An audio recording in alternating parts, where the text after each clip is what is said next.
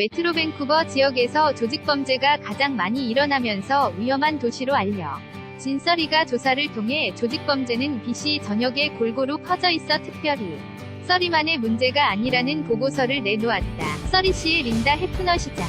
작년 10월 조직범죄예방특별위원회 테스크포스 온 갱 바이올런스 프리벤션 이하위원회를 발족시켜 조직범죄에 대한 조사에 들어가도록 지시했다. 위원회는 약 9개월의 조사를 마치고 지난 3일 보고서를 발표했다. 우선 보고서는 서리가 과연 범죄의 도시인지를 평가해 보았다. 2017년 도의 살인사건 발생 통계를 분석해 BC 주전 역에서 살인사건이 일어나고 인구수를 비교해 볼 때 서리가 살인사건이 많이 발생하는 도시는 아니라고 해석했다. 실제 도시별로 2017년 살인사 건 발생 건 수와 도시를 보면 아보츠포드가 14만 1397명인데 비해 7건이 발생했다. 서리는 51만 7887명 인구의 6건, 리치몬드는 19만 8309명 인구의 6건으로 나타났다. 랭리는 14만 3173명 인구의 5건, 밴쿠버는 63만 1486명 인구의 5건이다. 이렇게 단순하게 인구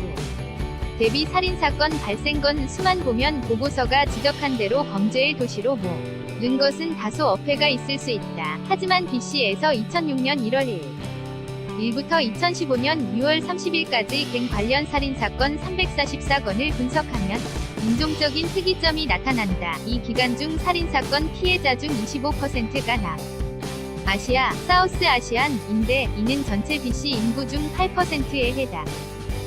인종적으로 특별히 높다는 점이다. 또 메트로 밴쿠버에서 살인사건이 발생한 도시와 피해자 또는 가해자의 주거 도시가 다른 경우가 많다는 점을 감안하면 서리가 범죄의 도시가 아니라고 단정을 할 수는 없다. 그래서 보고서도 결국 서리에 있는 갱단들이 중심이 돼 메트로타운과 주 전역으로 세를 확장하고 있다는 점은 인정을 했다. 이번 보고서에서 충격적인 사실은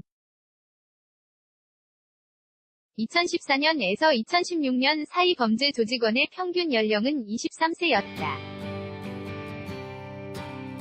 하지만 처음 범죄를 저지른 나이를 보면 평균 16세로 낮아지고 학교에서 정학을 당한 평균 나이는 다시 13세로 낮아진다. 10대 청소년들이 갱단에 가입하는 방법이 소셜미디어를 통해서인 경우가 많다는 점이다. 보고서 위 갱단 가입 동기 부분을 보면 10대 청소년들은 뮤직비디오 등을 보면 갱단에 대한 환상을 갖고 있다. 1998년부터 2012년 사이에 갱단에 가입한 대부분 청소년들은 친구의 권유에 의해 돈을 벌려고 갱단에 가입했고 그리고 마약 밀매매를 하게 됐다. 서리 RCMP는 이번 보고서에서 소셜미디어가 어린 청소년들을 모집하는 매체가 되고 동시에 갱의 삶에 대한 신화를 전파하고 있다고 밝혔다. 바로 이런 청소년들이 인터넷 소셜미디어 그리고 무제한 데이터 플랜으로 쉽게 갱 조직 모집 대상이 된다.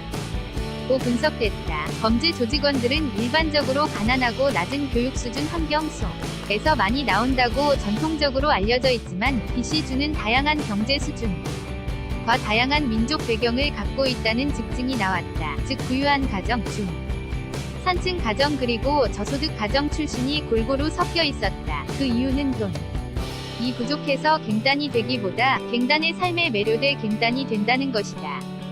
보고서에서 갱 관련 살인사건의 여성도 자유로울 수 없다는 점도 지적했다. 직접 여성이 갱 조직원으로 살인을 저지른다기보다는 갱단원과 같이 있다가 같이 살해당하는 일도 있기 때문이다. 보고서에 나온 사례에서 2세의 한 여성은 마약 범죄 조직의 고위 조직원인 남자친구 트럭의 운전석에 앉아있다가 총을 맞아 숨졌다. 그녀는 자신의 어머니에게 항상 갱단 또 여자는 죽이지 않아 라고 말을 했었다. 그러나 예외가 아니었다. 이런 2006년 1월 1일부터 2017년 12월 31일 사이에 BC에서 발생한 갱단 관련 살인사건 417건 피해자 중 17명이 여성이다. 주로 이들 여성은 갱단원의 여자친구로 총이나 마약을 운반하는 일을 했다. 특히 조직원을 포섭하거나 휴대폰, 차량, 주택 구입 등을 할 때 대신해 주는 역할이 주 임무다. 또 갱단의 수입을 위해 매춘을 강요당하기도 한다.